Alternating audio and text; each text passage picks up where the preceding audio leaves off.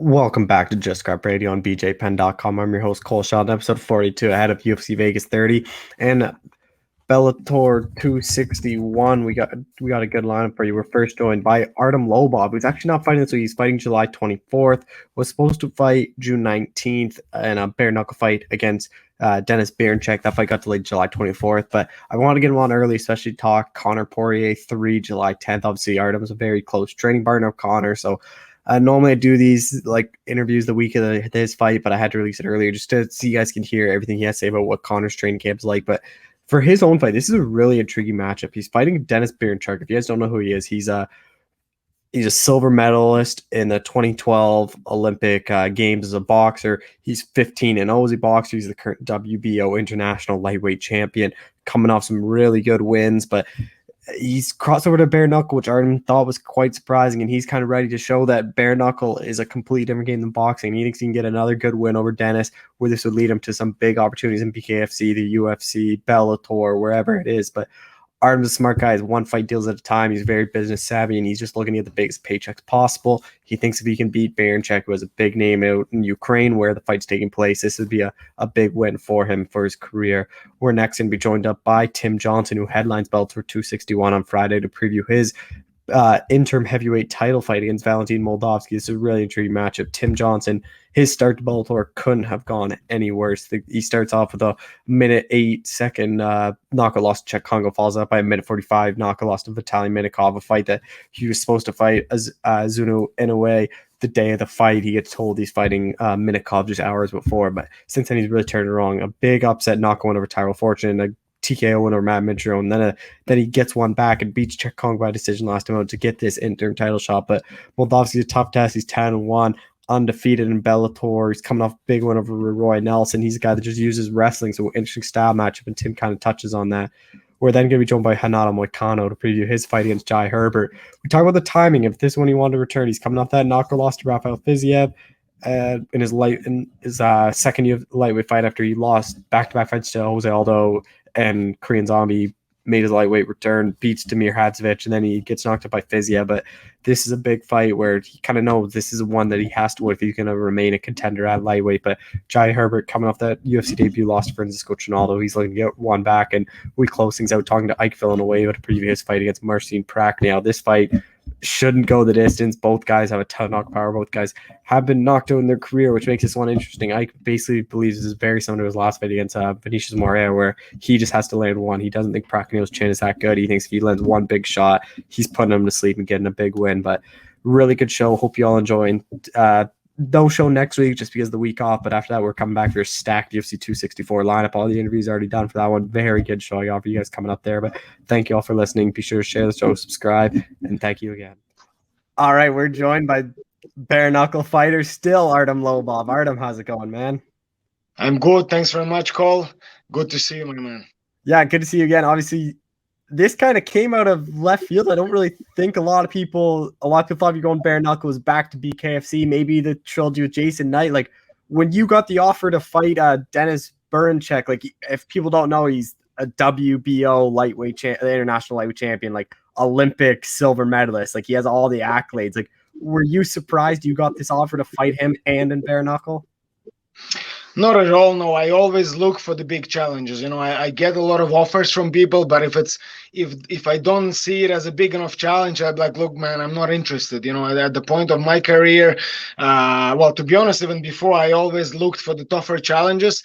And now when I'm in a position where I can kind of choose a little bit, you know, I always go for the hardest. And anytime I get offered somebody that I don't feel is like a good fighter, you know, like a lot of the times promotions would try and do that with me. They're like saying, look, we'll give you an easy fight, you know, build it up a little bit, and then after that, a hard fight. I straight away turn that down and say, no, that's not how I work. I know that in fighting, a lot of the promotions do that, a lot of the fighters do that. It's not something I've ever done. It's not something I will ever do. So give me the toughest guy you have. So then they came back with Dennis. I looked at everything he's achieved. I looked at how he fights, and I was like, yes, this guy seems like a proper challenge for me. He's the kind of fight that I want to take. Yeah, undefeated pro boxer, but like, are you surprised he's going into bare knuckle? Because he's having a lot of success in boxing. Like, he just defended his belt back in March. Like, it seems weird for him to just decide to go to bare knuckle when he's already a champion in boxing and like still active in boxing as well. Yeah, I mean that shows the development of bare knuckle. You know, at the very start, when we first launched, Big FC, there was no chance of somebody of his caliber fighting. You know, there was a lot of famous guy fighting, but most of them were either kind of at the end of their career or retired or whatever it was. You know, whereas this guy, as you said, is a big prospect. He is still active boxer. He's a huge prospect. He's already achieved a lot in the boxing world and still continues to achieve a lot of things, so for him to come across to bare knuckle, I guess that shows that bare knuckle is moving in the right direction. It is developing, and there's clearly money in this, because at the end of the day we all have families to feed, and if bare knuckle pays you better than boxing does, then why not do it? How much are you gonna look back to what the training was like for Paulie for this one? Just because that was another pro boxer, that was a high level boxer, but it's a different sport. Like, you don't really know how their hands are gonna hold up. Like, it's different getting hit bare knuckle than it is with boxing gloves on. Absolutely, and people don't really realize that, and even I didn't realize that until my first fight. When you're in there, it's completely different. And in the build up to this fight, I heard Dennis say that he's had a lot of street fights, but street fight is nothing like an actual bare knuckle fight versus a professional fighter that actually has done it, that knows what he's doing in there, and especially an MMA fighter, somebody that would be a lot or better prepared for a clinch game, that he would not be prepared for. Let's be honest, boxers are pretty amateurish when it comes to the clinch. I know some guys like Lomachenko, he's not bad in the clinch, but that is due to the fact that he wrestled before. If you just take a straight up boxer that's only boxed, they don't really know what to do in the clinch. If you compare it to a wrestler or a Muay Thai fighter, somebody that actually does know.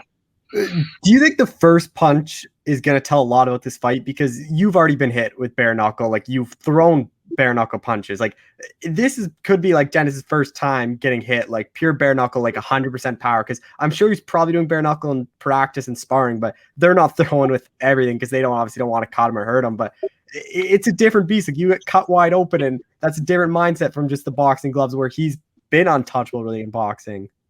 Yeah, exactly. Oh, definitely. Well, he's ballsy. He's not a pussy. He's. When I was kind of agreeing to the fight, I was like, yes, this is the kind of guy that could allow me to put on another great performance, another fight of the year candidate, just like it was with Jason Knight, the first time. So I don't think he's gonna get like too scared or anything like that. I don't think he's going to just back off. He'll probably be there for for the whole time, but at the same time, inside of him, he probably will go like, "Ooh, what the hell is this?" Because another main difference here with the bare knuckle, let's say, street fight. When a street fight happens, there's a lot of the times there's anger involved. You're talking, you're arguing, the emotion runs high, adrenaline starts pumping, and you go for it. So you don't really get the proper feel for it. Whereas when it's a proper professional fight setting, it's completely different. When you start and the way it goes, and then the first time you feel a proper bare knuckle punch, yes, completely, it will be a big shock for him. It certainly was a shock for me when it happened the first time. How do you see this fight playing out between you and Dennis? I'm hoping to clinch him a lot. I'm hoping to wear him out. I'm also going to have a big size advantage in this fight. This is going to be my first time at 64 kilos, which is 140 pounds. I wanted to kind of get down to that weight as well, see how it is. As I mentioned to you before, I plan to go into boxing at some point, and I feel that the 135 division in boxing is probably very, very stacked, and there's a lot of young, interesting guys in that division that I could mix and match with really well. So I'm kind of looking into that aspect as well. But yeah, I expect a great fight, but I think I'm going to come out with the win here. I think my power is going to be too much for him. My size is going to be way too much for him. My experience in bare knuckle and in the clinch is going to be too much for him. I think I should win this. Not comfortable enough. It's going to be a tough fight. Like I said, I don't look for easy wins. I don't look for easy fights. It's a tough fight for me. I'm an Olympic silver medalist I'm facing here, so I don't expect an easy fight, but I definitely expect to win here. What do you think a win over Dennis does for your career? Like, people can look at your record all you want, but one thing that I think a lot of fighters respect about you don't get any easy fights. Like, you always ask for the toughest challenges. And, like, this guy's an undefeated champion in boxing, and like, you want to go to boxing. So, like, what do you think a win over him does for you and sets you up to possibly make that move to boxing? Well, absolutely. This is going to be, I'm going to be straight, onto all the boxing promoters and say, look, guys, look what I'm doing to your boxing guys. I've already defeated the two-time world champion. I beat Dennis as well. Look, I've defeated Olympic silver medalists, and I'm doing it at their own game and with no gloves on. And you want to tell me that I should be afraid to fight the same guys with pillows on my hands? I mean, come on, like, you know what I mean? And in boxing, I know they love to talk a lot and not actually fight each other. And that's not what I do. I go in and I actually prove it, myself in there. And again, if you mentioned the record, yeah, my record number-wise might not look as pretty, but if you're somebody that actually understands fighting beyond just numbers, if you actually understand the names and what they represent, well, then my record doesn't look that bad. Yeah, those guys, like even Dennis, you look at him, he's got all wins, but to me, he's got 0 fights. He's 0-0 in pro boxing. You know what I mean? I wouldn't even fight those guys. I just wouldn't take those fights. I'm like, what the hell? This is pointless fight. Why would I show up just to show up and take the win? I want to challenge myself. I want to fight the best guys, and I do that every single time. Yeah, some are wins, some are losses. That just shows the quality of the opposition that I'm facing. These guys are really, really tough. You know what I mean? I have wins over some really, really tough fighters. So I clearly have, skill, because you can't just beat those guys. And yeah, I have some losses, of course, because those guys are extremely tough, and they are, some of the best guys in the world. You know what I mean? But those are my every single fight is a real fight. No bullshit fights, not one. You won't fight. Certainly in boxing, you will never fight a guy like me. They don't exist, not one. But in MMA, you're gonna struggle to find guys like me. Back in the day when I was just starting in the UFC, people were complaining about my record, and I said, okay, guys, if you show me one guy that's got a more legit record than me, tougher path than I did to the UFC, I will personally campaign for this guy to get into the UFC.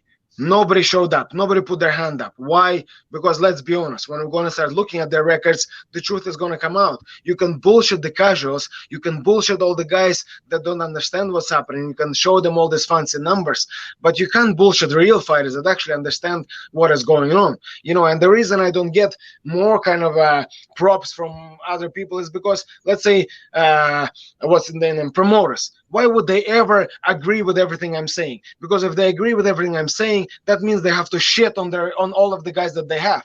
Because let's be honest, any promoter you take in boxing or whatever, everybody has spotted record. So for them to admit that I'm saying the truth, that means shit on their own guys. Any manager, they wouldn't say this. The one type of people that always respected me were the matchmakers. If you ask any top matchmakers in the world, Indian and Cage Warriors, ACB matchmaker back in the day, by Sangur, Sean Shelby, anybody, they will tell you there's one guy that never turns down fights. There's one guy that is ready to scrap no matter what, who, when, what weight class, or which circumstances it is. And it was always been me. And the matchmakers are the guys that always respected me. And they're the guys in the know. They're the guys that see the behind the scenes. They know who is turning down fights, who is picking fighters, and they know that for the most part, that's pretty much almost everybody, except one guy. I mean, there's a few guys that didn't do it, but there's a handful of us, We are a dying breed. There's very, very few guys like that. I just want to touch on a few other things. This fight's June 19th. Like, obviously, we talked end of November, early December, when he was supposed to fight that MMA fight. It ends up getting canceled. Like, how disappointing was that for you? Because you were gearing up for your return to MMA. Like, you spent a lot of weeks in that training camp for then, like, what was it? I think not even a week, like maybe a couple days before you found out it was canceled. 3 days. 3 days before, man. That hurt. I'm not even gonna lie, man. That hurt like fuck.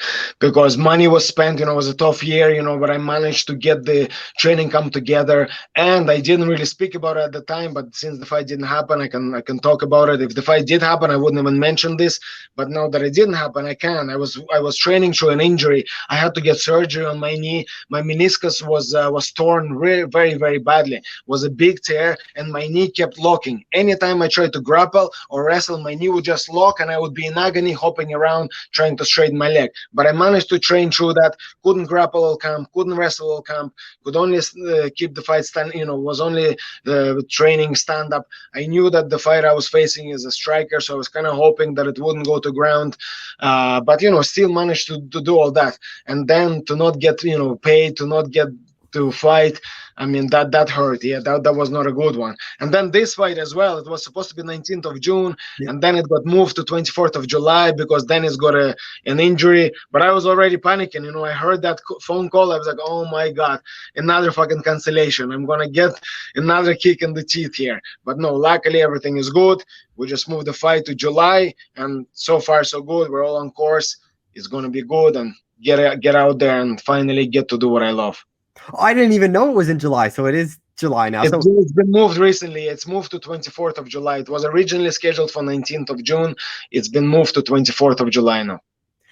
Is that kind of better? Because are you out in Ireland training? So I assume you and Connor can help spar each other because now you guys are fighting around that same day. Like he's July 10th, you're July 24th then. Yeah, I mean, it's definitely was better for me to have a little bit of extra time, and now things, like you said, are opening up in Ireland as well, so it's a lot easier, like I can swim again and do a lot of the things that I wasn't able to do. Unfortunately, I won't be able to spar Connor because him and John Kavanagh and the whole main camp now are away in Dubai, I believe, training. That's where the camp is set now, and just because with all the restrictions and everything, it was easier to do it there. So I probably won't get a chance to go out now. Unfortunate, of course, but look, this is life. This is the business we're in. Everybody's fighting, everybody's busy, and unfortunately fighting in different disciplines. But we'll get it done. I have no doubt that Connor's going to get the win, and I'll bring another win as well, July 24th. I just want to touch on a few things with Connor. Like I'm sure you probably saw it after the Poirier loss, or everyone was saying, "Oh, Connor needs a camp change. Like he's got to switch camps. Like Kavanagh and them aren't doing anymore." Like. From you're obviously one of the closest people to Connor in that camp. Like, what are your kind of thoughts on that? Because Connor's like a loyal guy. Like Kavanagh brought him up. Like I could really never see him leaving those guys. Absolutely, he would never leave them. He's a loyal guy. But the main thing as well is, hold on, guys. So you mean leave the coach that helped him become the first ever two-weight world champion? You mean that coach? The coach that helped him achieve something that nobody has achieved before? Is that the coach they want him to leave? I mean, come on now. Yeah, this is a fucking tough game, of course, and also it's not like, I mean, we all discussed about, we talked about this, that, sometimes Conor, wasn't maybe committed, wasn't, training as hard as he should have. So, we know what the issues are, I mean, it's nothing to do with the coaches. Now he's committed again, he's training, all the time, and he's with the right people, John Kavanagh knows his every move, to switch coaches. For me, if I was to switch coaches, I don't want to fight for 2 years then. You need 2 years to really, really understand the coach, to be able to just look at him and understand what he wants from you. That's not something you just give up, and it's not something you just build in one day. You know what I mean? In Russia, we always say Moscow wasn't built in one day. It takes a long time to build something like that. So, you know what I mean? Why the fuck would you just switch coaches? Switch a coach that you've had all your success with. Switch a coach that helped you achieve all these great things. That makes no sense to me. Do you think that loss to Poirier is actually going to be a good thing? Because looking back, like all the talk around Connor was he wasn't too motivated. Like it was just more just get in the gym to train, but he didn't have that fire in him. But after a loss, like I'd imagine that fire and passion's back, especially to get one back after the in January. Absolutely, and to be honest, it's not even that he wasn't like fully focused or anything. It's just he probably maybe didn't give Dustin the respect that he deserved, and he was more kind of thinking about boxing money straight after the fight, and was already getting ready for that because he's seen that as the challenge, and Dustin was just going to be kind of a warm-up fight, and obviously it didn't work out that way. Dustin did his homework. He's improved a lot. He came in with a game plan and well, but so what that did for Conor was it made sure that he's a very, very dangerous man. How do you see the trilogy playing out? I mean, to be honest with you, even if you look at the second fight, But for the beginning of it, it was kind of developing the way the first fight went, and that's what I expected. The only thing that made a difference were them leg kicks.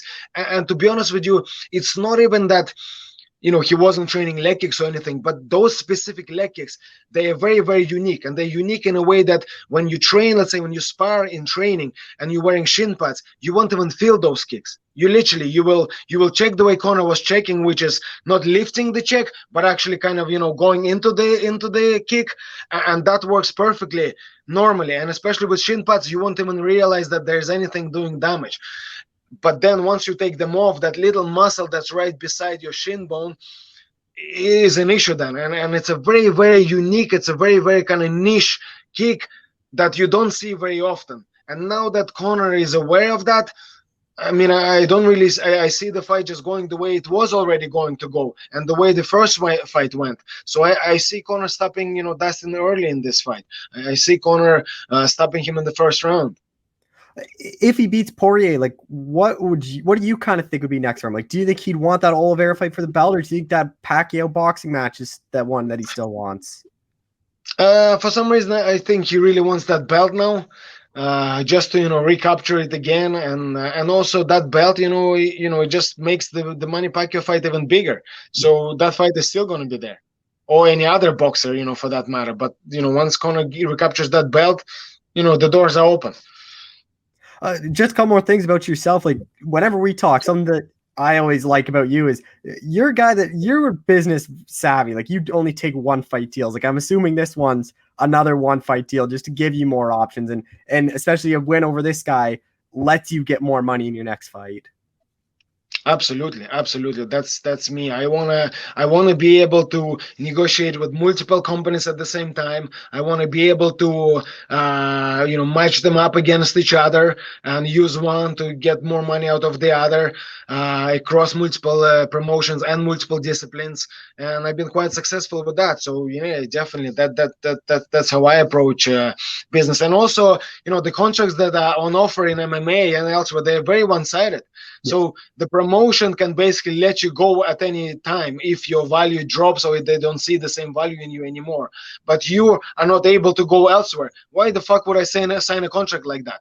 Listen, if somebody offered me a really, really good contract that guaranteed, let's say, a huge payday, and in case they, let's say, decided not to give me a fight some year, they still have to pay me. Or if they decide to cut me, they still have to pay me some kind of outstanding fee. Well, that's a different story. I might consider a contract like that. But a contract that doesn't guarantee me any number of fights, I have to sit and wait for them to decide when they want me to fight and earn money, and the contract that allows them to cut me at any moment and not give me any compensation, why the fuck would I sign a contract like that? That's slavery. That's not a contract. That's all MMA contracts. Those times are over. Nobody should be signing those kind of contracts anymore. So are you just kind of looking at bare knuckle and boxing for now, or would you be like, is MMA still on the, like, that's something you'd still do? I'm looking at the paycheck. I mean, straight up to me, and you know what I mean? They know what I'm going to bring.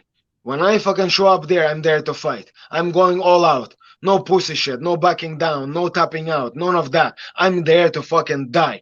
As I always say, ready to kill, prepared to die. And that's every fight. But I would like to be rewarded accordingly for that. I'm taking a huge risk with my health, with everything. And I've built a big enough name that, they know that there's going to be a following. They know that people will tune in. When I fight, the world watches, because those fights are exciting. No matter what the result is going to be. Those fights are there to entertain people. And that is what I bring. So I want to be rewarded appropriately for it.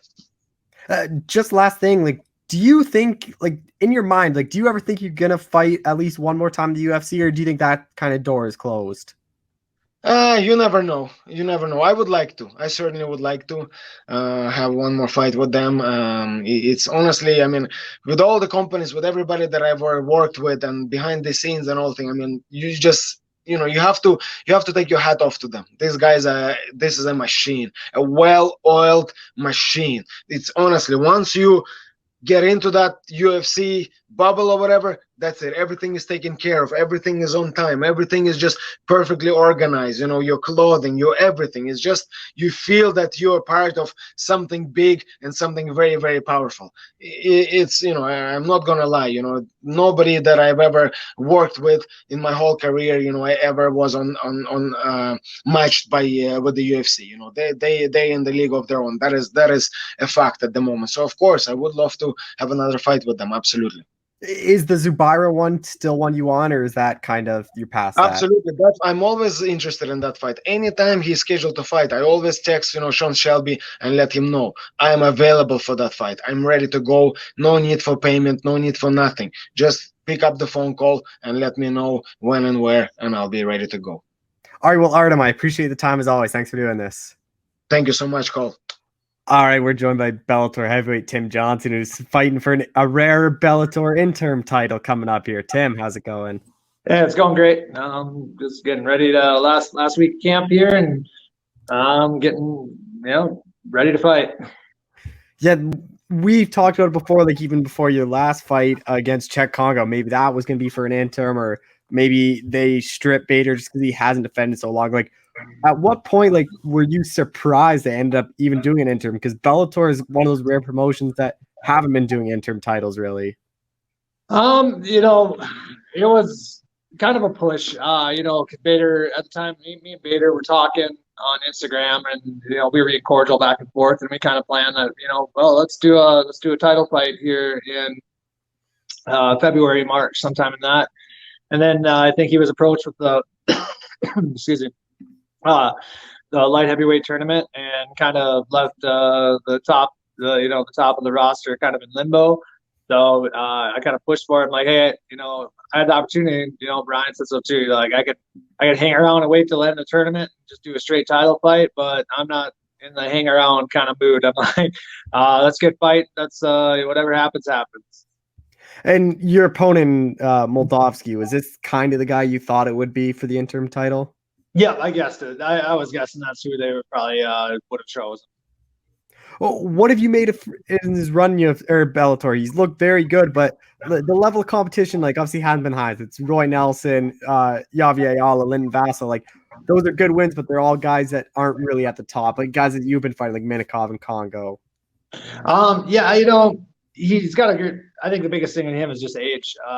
He has had the opportunity to get a lot of those bigger name fights, and he's got one loss on his record. But I think you could easily say that should be turned around to a win. The guy that he fought tested positive for about everything that you could put in your system, and I wasn't surprised by it, and I think he is just tough as out as Ryan, if not more. Just he's 29, full of piss and vinegar, and wanting to prove a point. You obviously know his style. He's just like just a real grinder, like just kind of takedown after takedown. But you're a very good wrestler yourself. So when you got this matchup, like, how do you think you match up against him? It is going to be, it's not very often I come across a fighter whose style is actually very similar to mine. He likes his takedowns, but he's just comfortable just in the same spot I am, in a clinch and against the cage.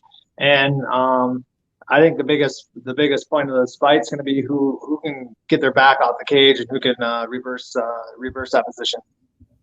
Hey, who do you think is going to be the first one to shoot? Because that's obviously a big question with wrestlers, because you see a lot of when two wrestlers fight, it turns into a kickboxing fight but eventually one of them are going to have to shoot. I don't know. It'll probably be him. Like I said, he's young and he's spry. So I would guess that he's probably the first one who's going to attempt to take down. Going 5 rounds here, like, what's kind of different in training camp now to prepare for 5? Basically, the biggest difference is just getting no more road work in. I've been doing a lot more running than I normally have in my previous camps, and I assure you, I don't want to fight for 25 minutes. But if we do, I want to make sure I'm prepared. You're out in Vegas, right? Like, because I know you live out in Minnesota, I think it is, and then you train out in Vegas. Actually live in Vegas now. I moved from North Dakota to Vegas a couple of years ago. What gym are you at? Extreme Couture. Oh yeah, that's what I thought. Obviously, a lot of good heavyweights have been through there. Like, you have Ngannou, you have Walt Harris. Like, who are the guys you're working with?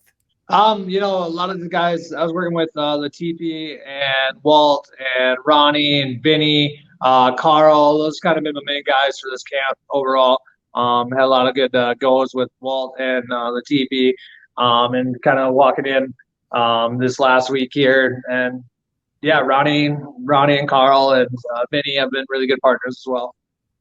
Well, with Moldovsky, like he's a guy that he's only gone 3 rounds, and he just kind of has that relentless pace as wrestling. Is that something you kind of think of? Man, maybe will he be able to hold that up for 5 rounds, or do you not even really pay attention? I don't really pay attention. The way I look at it is everyone's in shape for 3 rounds, and rounds 4 and 5 are all willed. How do you see this fight playing out? It'll probably be a decision fight, honestly. I do have finishes. I'm not really known as a finisher. And I think the same be said for Moldovsky. But then again, it is a heavyweight fight. Anything can happen in a blink of an eye. You never want to predict heavyweights. But it's probably going to end up as a 5-round fight. Do you think there's a realistic scenario where the winner of this just gets promoted to the undisputed without even Bader coming up? Because if Bader wins the light heavyweight Grand Prix, like he has so many more options at light heavyweight. Like you can do a Rumble fight, you do a Yoel Romero fight that maybe he doesn't want to come back up to heavyweight. I think that'd probably be a decision after the tournament that would be made. As of now, they'll probably hold on to the interim title until I guess that you catch that fish that canoe goes down the river. I guess would be the way to look at it. I was looking at your career. It's like almost 2 years ago, not even 2 years ago, like 22 months ago, you suffered that another loss through a minute call, like 2 straight losses in Bellator. Like, could you have ever imagined less than 2 years later you'd be out there fighting for Bellator title? Yeah, it's fight game's kind of crazy that way. It's just goals. Keeping our goals in sight and working hard to achieve them. And they took some time with the practice partners, changing camps and finally I think it's starting to pay off. What would it mean for you to win this title? Obviously, just interim. Like, do you kind of treat it as winning like a major title, or is it more just it just cements your place as the #1 contender? I think I'm calling it a title. I'm not gonna say it. I'm not gonna take anything away from it. It's still a title. I get a belt. He gets a belt, and the only reason we're fighting for the belt is because it hasn't been fought for in almost 2 years. So I think we're both looking at it as it is undisputed. How frustrating was that for you? Just kind of, and especially for a lot, because I've talked to a lot of heavyweights in Bellator where some of them didn't really want to fight because they're like, well, then if I lose, like I'm setting myself way back, and I might be like when Bader comes up, I might be that guy without even having to fight. Yeah, like I was saying, I'm not here to sit around. I'm 36, gonna be turning 37 in 10 months. And I'm not in the mood to hang around and just wait. Even if I lose 3 in a row, I want to be racking off fights. I'm here to fight. When do you think that title fight would be? Because obviously it all depends kind of with Bader. That Grand Prix should be over by the end of the year, and then he probably going to need to time off. Like, do you think it could be a full year really before you get back in there? No, it should be January or February. That's like, my and I'm thinking, if he makes the finals, I'm guessing that fight will be October, November, somewhere around there. And yeah, I'm got to push for a February fight because just as is, I got another military school that I have to go to in March. That's 3 weeks long, so I need to make sure I get that obligation out of the way. So can't really concentrate on fight too much when I got to do that. Do you root for Bader to win the Grand Prix, or would you rather get him, like, have him get knocked out now, so then the fight happens a lot quicker, or would you rather him win and then if you beat him, he's back to being a champ, and then you beat him that way? We'll wait and see what happens next week.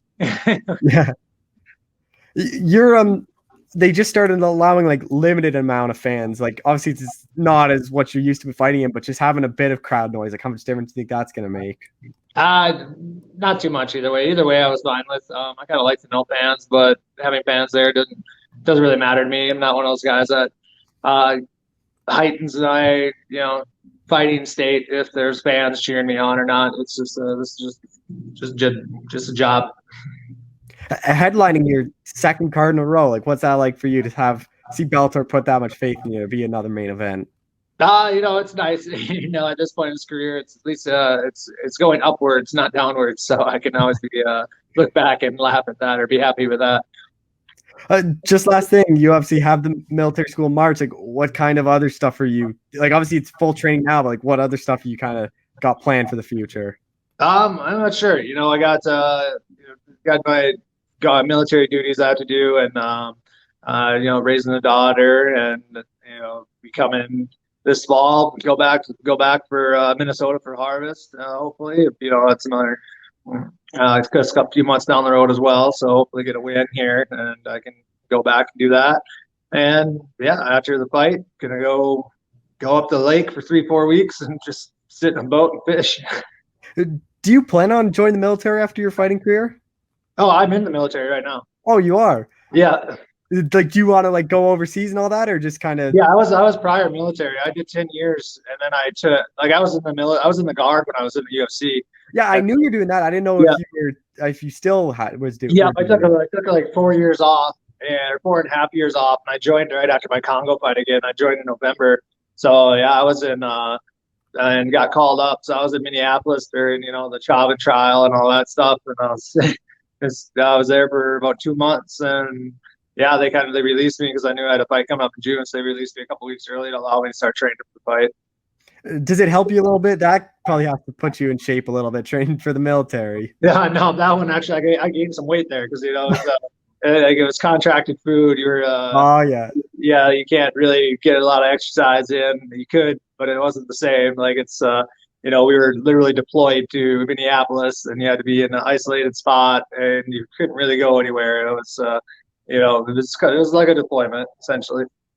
You mentioned you're getting up there in age. You're still on the right side of 40, but like how much longer do you see yourself fighting for? Yeah, that depends on the wins and losses. And even bigger than that is it depends on how my body holds up. I'm not going to be a guy that wanders out there just collecting a paycheck. I got a lot of things I want to do after my fighting career, and I want to make sure my body's in as good a shape as it can be for that. Do you think you'd know going into the final fight, like this is the final one, or would it be something you talk about after a fight? I think I'd probably predetermine it. Like I'm like, this is gonna be my last one, and I'd probably let it be known too. All right, well, Tim, I appreciate the time. Thanks for doing this. Yeah, no problem. Thank you. All right, we're joined by UFC lightweight Renato Moicano, who's back in action June 26th. Renato, man, how's it going? Very good, everything good. I'm sorry for that. I am doing the exams for the UFC in the next 2 weeks. I have been really busy training and all, but thank you for letting me talk in your show. Yeah, I appreciate you coming on. Obviously, your last fight didn't go your way against Fiziev. I know you thought it was an early stoppage. Looking back, like, do you still feel like the ref stopped early? Because you got knocked down and there was no follow-up punches and he just kind of stopped it. It really doesn't matter anymore, I don't want to talk about this, the referee did what he think he should do, so I don't have problems with that. I'm just looking forward now. Was this the right time frame for you about 6 months after that last fight? I'm sorry, can you repeat? Well, was this the right time frame for you to return? Yeah, 100%. I was asking for a fight, like even after the fight, I always looking for a fight, but UFC just could give me this date, so there is no problem. I always feel good, I am always training, and I'm really excited to this next one. Jai Herbert, was this someone you had your eye on, or is it just who the UFC offered you? No, UFC offered him, and I took the fight. How much do you know about him? I watched his fight against Trinaldo, because Trinaldo is a long-time training partner. So I watched this fight, and as soon as they offered me, I watched all of his fights, and he's a good fighter, and it's going to be an exciting matchup. Have you spoken to Trinaldo just about kind of things he did in the fight? Yes, little bit, he shares some information, but nothing really special, you know. We all have like internet access and watch the fight, so I don't think this can change anything, you know. He obviously is a lot taller than you. I think he has a 5-inch reach advantage. Like, how do you kind of overcome that? Is part of the game plan is get inside, not let him just jab you up? Yeah, no. My game plan for this fight is uh, do what I do, you know, just going there, having fun, and do my best, you know, try my best, and I'm not like worried if he's tall. I worried about me, about myself, about what I have to do, you know. So I'm not caring too much about the my opponent, you know. I caring about what I have to do. How much pressure is on you entering this fight, just coming off the loss? None, you know. I don't care. I don't care like about pressures, about everything else, you know. I just care about do my training right, do my stuff, and go over there and deliver a good performance, you know, for myself, not for other people, you know. Back in the day, I used to thinking about fans and about like what other people are gonna think or what I have to do. But right now, no, I'm focused on myself. You guys are fighting in the smaller octagon at the Apex. Do you think that kind of favors you because there's less room for him to move around? Because he's a guy that will obviously want to use his footwork and not let you get inside. Yeah, I don't know. You know, it's hard to say. Has there like fighting in a small octagon is good sometimes and is bad sometimes. Let's see what gonna happen. I don't know. You come from one of the best gyms in the world, the ATT. Like, how has training been there? I assume obviously a lot of high level partners as always. Yeah, man, I am really happy to have been representing ATT in the last years, and I feel blessed to be possible to come over here training with the best, you know, and it's a good place to be. Who are the main guys you're working with? I work a lot with Moises, Thiago Moises, and another other lightweights, and there is a lot of people to work with. Mateus Garot, he just got in the UFC, but I have been training with him for a long time. And man, if I start to call names, I'm gonna forget somebody because there is so much good people over here, you know. So I just try to train with everybody to learn different stuff. This is your third fight at lightweight. Like, do you kind of think you're now fully filled into the division? You're now like a true lightweight instead of a featherweight moving up? Yeah, I think lightweight is a good division for me, you know, and I feel like I'm getting used to. So let's see what happens. You know, I'm really excited to this fight. You know, I'm training really hard. I'm with everything like the way I want to. So I just expect to get there and deliver a good fight for everybody. Your grappling's very underrated. Like, do you think that's going to be a key part of this fight? Is your wrestling and jiu-jitsu? Okay, just a minute. Can you repeat, please? Your grappling is very underrated. Like, do you think your wrestling, like, how important do you think your wrestling and jiu-jitsu will be in this fight? I have been working like grappling my whole life, but I like to strike, you know. And I don't know if I'm good in the grappling, but let's see, you know. I feeling I have been I have been working a lot on my grappling, also on my striking because we are MMA fighters, so we have to do everything, you know. So I don't think in MMA as grappling or striking stuff is all together. Just the last one, we kind of got cut off, but how do you see this fight playing out? I think it's a good fight. You know, Jai is a tough guy, but I feel I have the best record. You know, the best resume against better athletes. But I'm not taking anything from him. He's a good competitor, a good fighter. But I'm here to prove myself one of the best of the division, And in order to do that, I have to beat him in June 26, and that's what I'm planning to do. That's what I want to do. So let's see how the fight play out. You obviously have a lot of finishing power, good submissions. We saw him get knocked out. Like, is this a fight you think you can finish? No, I don't really know. I don't care. I'm just there to win the fight. If I can finish it like before the 3 rounds, it's gonna be even better. But I'm not. I don't thinking.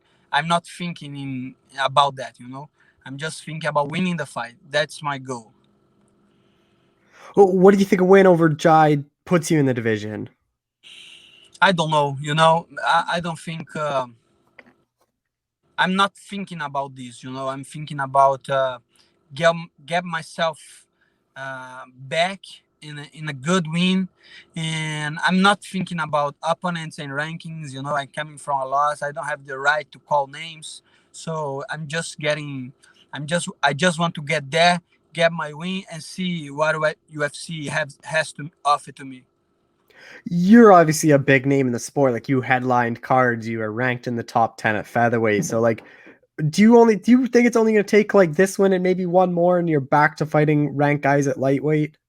Maybe, but I don't want to make like I don't want to thinking about that, because when I moved to lightweight, I thought they would give me a bigger names, good names, and my first fight in Brasilia was against a guy who was coming from a loss, and after that they give me Fiziev. Fiziev is a really good competitor, but like you say, he was not in a top 10 and top 15. And I was waiting for that, but I don't get frustrated because of that. It's just fighting is my job, and every opponent they offer to me, I have to accept, and I have to do my best every time, and that's what I'm planning to do. So like you say, maybe I get this win and they give me a top 15, but I don't really care.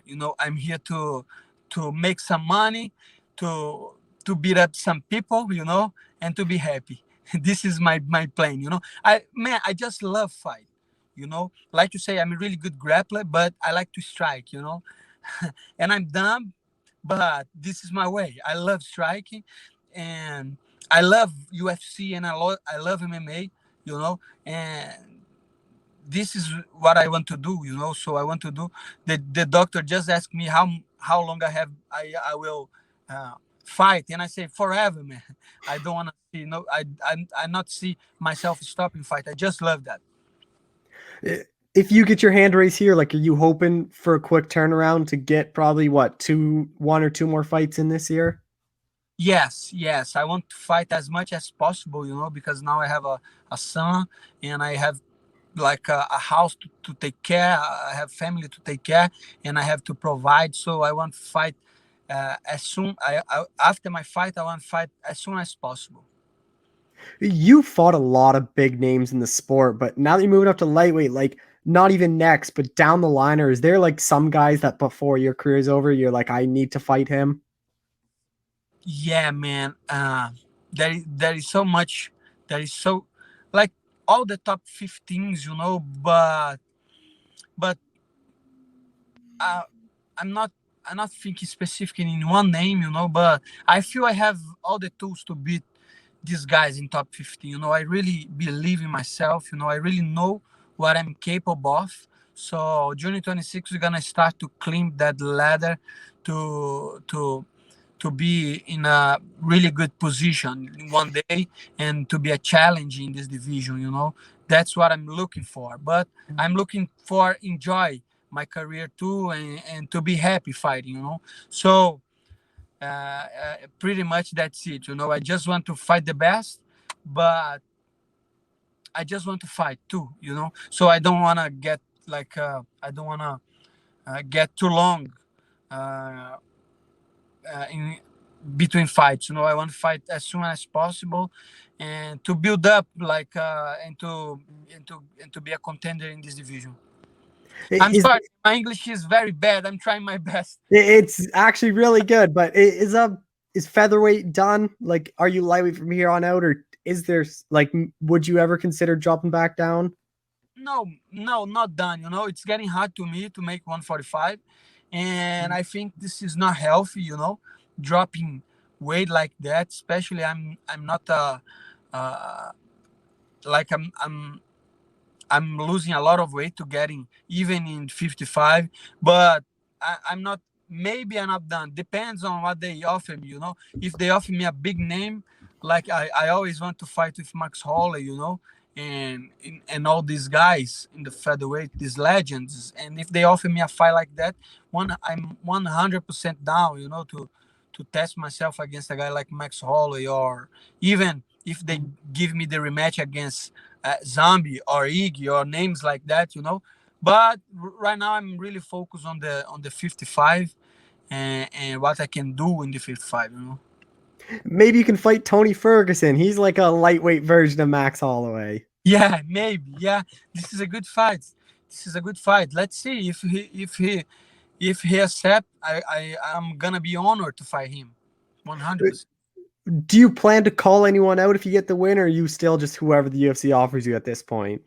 Let's see how the fight plays out. I don't wanna say anything too soon, but I have always names that I can call out.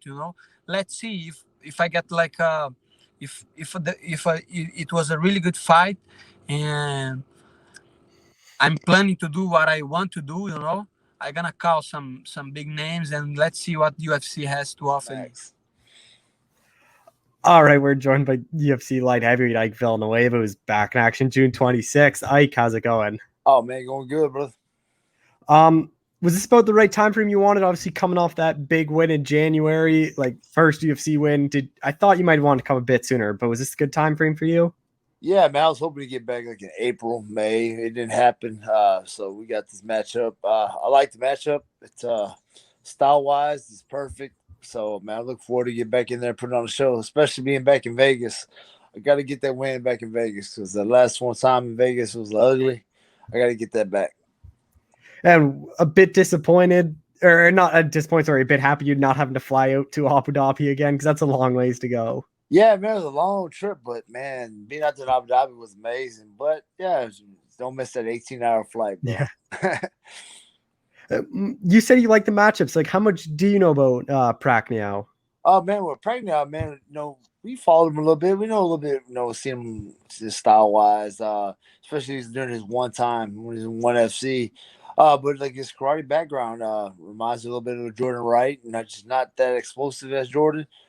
But he's got great kicks. He sets him up pretty nice, but his boxing is a little suspect, man. He's good. He's real chinny. So we looking to capitalize on that as we get into the fight. Maybe second round, looking to catch him with the counter. Yeah, if you look at his first 3 UFC fights, all knocked out in the first round, then he comes out, like a lot of people are surprised he got that 4th fight.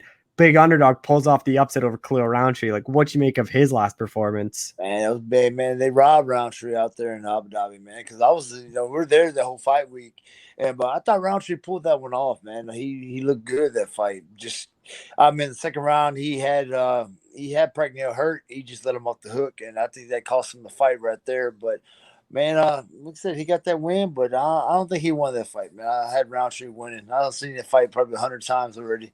So I'm thinking Roundtree got it. But, hey, man, he got this fight. And he got this matchup with me. I'm looking to, show what I'm about. The big question mark entering that Roundtree fight was his chin, just because he got knocked out 3 straight first-round fights. He did go the distance with Roundtree, but he got hurt. Like, do you still think that's a question mark kind of around him, is if he can take a punch? Oh, no doubt, man. Because you can see, just watch the first 3 fights.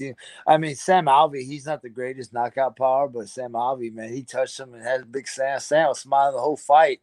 And you can tell it was ticking him off, man. But like I said, he's suspect, man. So, man, that's everybody's job is, man, find his weakness, find a way to get inside and touch that chin. And, if I touch that chin, it's going to be a good, short night. Or, hey, whenever I catch it, it's going to be a short night for him. So, hey, I just got to do my job, find a way to get inside. I actually think this is similar, not style-wise, but to your last fight, where basically the whole thing was you just basically got to land one big shot on Murray and you're going to knock him out. I feel like it's very similar here, where both those guys have questionable chins. Everyone kind of knows your powers. That kind of how you feel too? Is you just kind of need one big one to land? Yes, sir. I mean, yeah, it's just that one right hand. And I don't throw my right hand a lot, and I'm real. You just kind of hold it there, man. Look for to land that big shot, and I see it coming. I see it coming. I'm not gonna rush it. I gotta respect the guy. He's here for a reason. Like I said, you go in there rushing for a knockout, man. It's gonna be a short night. So I'm gonna set it up and look to land. Hopefully in the second round I catch him. But if I catch him early, I catch him early. But like I said, all he got is his leg kicks. That's all he got. And so I'll look at make it a short night. Yeah, obviously you kind of touched on it, but like, how do you kind of see it playing out? Like, do you think he's just gonna kind of throw leg kicks and then leave his hands down? And you're just gonna come around and hit him? Yeah, I mean, I'm pretty sure you've seen the Jordan Wright fight. I mean, he's probably come out trying to throw that same roundhouse kick. Or they're very similar. I know it. I mean, come on now. I was like, man, look, it happens. I shook that off. But like I said, he wants to try to do that. It's gonna be a long night. We've been practicing it for the past 6 weeks. So hey, man, however he wants to bring it, I'll be in the center of the octagon ready to throw down. But like I said, I'm coming to Vegas to put on a show, and I'm looking forward to making it a short night. How much have you looked back on that Jordan Wright fight just to kind of see his style? Because they do, you kind of mentioned it, they both kind of have that kick heavy style. Oh man, a lot, man. You got to see. I know it. My coaches know it. They know he's a copy of that same style. But like I said, Jordan Wright was really explosive. He don't have that speed like Jordan Wright. You know what I mean? It just happens. I caught Jordan Wright on a 2-day notice with all the BS, with all the drug test issues I had with my opponents in the past. It just happened. I got caught into something. I got caught, like I said. But hey, we've been practicing, putting in the work with all the guys here at 4 Ounce Fight Club, Main Street Boxing. I'm very thankful to have all my training partners here in Houston. But like I said, man, head coach Screwball Perez, we know the game plan. We just got to go out there and capitalize on it. A bit disappointed you just on like one of these cards out the crowd, because I thought maybe they might have thrown you on that Houston one. Man, I was pumped. I was hoping, told my coaches, like, man, I would have. I wish they would have pushed our fight up, and I would have loved to be in Houston, because I was in the attendance that night in the crowd, and it was just amazing, man, having the fans back, and it was just crazy. I can't wait to get that feeling back around the fans, because we had a little bit in Abu Dhabi, but that was just like 5,000 fans, not even that probably, but man, that crowd is something else, man. I can't wait to have that opportunity. Like I said, I take care of business. I'm pretty sure I'll get my opportunity real soon. Is there a bit of like redemption kind of going back to Vegas, kind of get that win back? Oh, no doubt, man. It's like on my bucket list to get that win back in Vegas, especially at the Apex. That was a little bit different for me. Being in that small room, it felt like a sparring session, but I screwed myself. I rushed it, and like I said, as a veteran in the game, man, I got to swallow that and go back in there and do my job, man. Show people why I'm here. I still got a point to prove. People still don't believe in me. So I still got to go out there and show what I'm about and who I am. And I can't wait to do that June 26th. Is the cuts a worry? Because I think a lot of commissions wouldn't have stopped that Jordan Wright fight. And if you're back in Vegas, like, is that a bit of a worry for you? Or is that something you're not really paying attention to? No, it's part of the fight game. It's a hurt business. It happens. I've been cut plenty of times in my career. But like I said, you can watch that video all day. Never once did I start grabbing my eye, holding because of blood. You just got to keep fighting through it. And I'm a veteran, and I would have kept fighting. Like I said, I promise you, because after that fight, Jordan Wright was breathing very, very hard. And when they stopped it, dude hit the lottery. I'm like, man, congratulations. You won fair and square. There's no remorse, no bad blood. It happens. But, hey, I would have still kept on fighting. Eventually, I would have stopped them. But it happens. So, hey, shake it off. Congrats to the kids. But, hey, man, I'm going to keep on pushing because I got my own career to keep on working on. Smaller octagon at the Apex. Like, I kind of think that favors you, because if you hurt Pragnow, it's just less room for him to kind of run, because then he gets up to that cage pretty quick. Yeah, man, that's my thing. Like I said, even when he has the guy taken down, he looks for the fence or looks for that fast scramble. He's real, man. Like I said, I can't wait for this matchup, man. I'm excited. I'm excited because, like I said, we know his style, but like I said, in that small octagon, there ain't nowhere to go, man. No room. With big boys like us, you take 2 steps back, you're touching the fence, and you get trapped on that fence. For me, I'm looking to let the hands go. Like I said, I have a feeling he may shoot. He's gonna walk into uppercut, or he's gonna be I'll make it an ugly fight. We go on the ground. So whichever way he wants to do, whichever way he wants it to go, we're gonna do it. So man, I can't wait. You know better than anyone, like MMA is a more like it's a lot of mental game as well, more than physical. Like especially on a losing streak, like you kind of question a lot of things. Now that you got your first UFC win, like what's the confidence like for you now entering this one compared to the other ones? It was like getting ready for the Abu Dhabi fight. It was a mental warfare, man, because I'm in the battle with myself, not nobody else. It's myself. And why am I here? What am I? What's left in the tank? A lot of people, all the downs, because that was ugly to come back from. Man, Jordan Wright, man, I took a lot of heat after that loss, and it was just something I wasn't done. I had a lot of fire still burning. And I said, all right, now it's time to prove myself. And I did it. I thought I should have got that 50,000 in Abu Dhabi. Yeah. I didn't get it. I got a brand new 4-fight contract. And like I said, it's time to show the world who I am. And I can make a run because I'm 37, but I feel young, bro. I still got a lot of fight left in me. So I'm looking to make a strong run. Here we go. I think this is a perfect fight to get that 50K as well if you get a nice knockout. No doubt, bro. I can't wait. And I got my teammate. They haven't announced this fight yet, but my teammate, Coach Daniel Pineda's on this card. And Daniel Pineda, he's a finisher. He's a 50K. He goes, I'm coming for that 50,000, right? I started laughing. I said, man, yeah, I'm ready for it, man, because I'm looking to, man, in Vegas, hey, man, make it happen. Anything can happen in Vegas. I'm looking forward to landing that right hand. If I land that right hand, it's over, man. I'm getting that 50K. I'm looking for Dana White after this knockout. Oh, what do you think a win over Marcin does for you and puts you in the division?